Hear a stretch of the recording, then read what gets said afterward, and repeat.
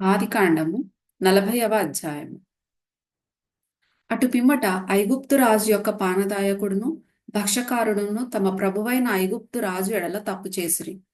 కనుక ఫరో పానదాయకుల అధిపతియు భక్షకారుల అధిపతియునైన తన ఇద్దరు ఉద్యోగస్తుల మీద కోపపడి వారిని చెరసాలలో నుంచుటకై రాజ సంరక్షక సేనాధిపతికి అప్పగించెను. అది యోసేపు బంధింపబడిన స్థలము. ఆ సేనాధిపతి వారిని యోసేపు వశము చేయగా అతడు వారికి ఉపచారము చేసెను.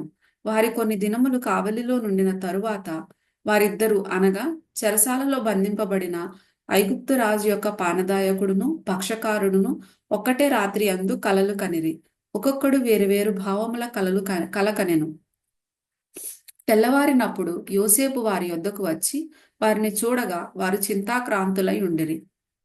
అతడు ఎందుచేత నేడు మీ ముఖములు చిన్నబోయి ఉన్నవని తన యజమానుని ఇంట తనతో కావలి అందున్న ఫరో ఉద్యోగస్తులను అడిగెను.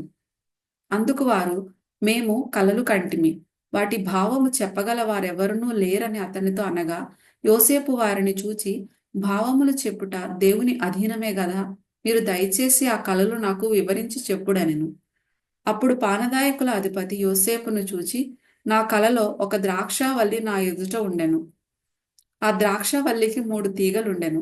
అది చిగురించినట్టు ఉండెను. దాని పువ్వులు వికసించెను. దాని గెలలు పండి ద్రాక్ష ఫలములాయెను. మరియు ఫరో గిన్నె నా చేతిలో ఉండెను. ఆ ద్రాక్ష ఫలములు నేను పట్టుకొని ఫరో గిన్నెలో వాటిని పిండి ఆ గిన్నె ఫరో చేతికిచ్చితినని తన కలను అతనితో వివరించి చెప్పాను. అప్పుడు యోసేపు, దాని భావం ఇదే, ఆ 3 తీగలు 3 దినములు. ఇంక 3 దినములలోగా ఫరో నీ తలను పైకెత్తి నీ ఉద్యోగము నీకు మరలా ఇప్పించును. నీవు అతనికి పానదాయకుడవై ఉన్న నాటి మర్యాద చొప్పున ఫరో గిన్నెను అతని చేతికి అప్పగించెదవు.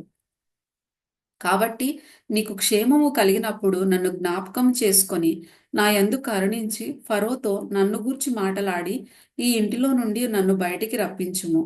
ఏలయనగా నేను హెబ్రీయుల దేశంలో నుండి దొంగిలబడితిని, అది నిశ్చయము. మరియు ఈ చెరసాలలో నన్ను వేయుటకు ఇక్కడ సహా నేనేమీ చేయలేదని అతనితో చెప్పాను.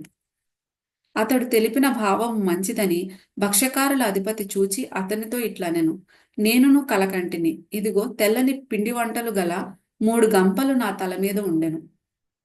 మీది గంపలో ఫరో నిమిత్తము సమస్త విధములైన పిండి వంటలు ఉండెను. పక్షులు నా తల మీదనున్న ఆ గంపలో నుండి వాటిని తీసుకొని తినుచుండెను. అందుకు యోసేపు, దాని భావం ఇదే, ఆ 3 గంపలు 3 దినములు. ఇంక 3 దినములలోగా ఫరో నీ మీద నుండి నీ తలను పైకెత్తి మ్రాను మీద నిన్ను వేలాడదీయించును. అప్పుడు పక్షులు నీ మీద నుండి నీ మాంసమును తినివేయునని ఉత్తరమిచ్చెను. 3వ దినమందు జరిగినదేమనగా, ఆ దినము ఫరో జన్మదినము గనుక అతడు తన సేవకులకందరికీ విందు చేయించి వారి నడుమ పానదాయకుల అధిపతి తలను భక్షకారుల అధిపతి తలను పైకెత్తి పానదాయకుల అధిపతి ఉద్యోగము మరలా అతనికి ఇచ్చెను గనుక అతడు ఫరో చేతికి గిన్నెనిచ్చెను. మరియు యోసేపు వారికి తెలిపిన భావము చొప్పున భక్షకారుల అధిపతిని వ్రేలాడదీయించెను.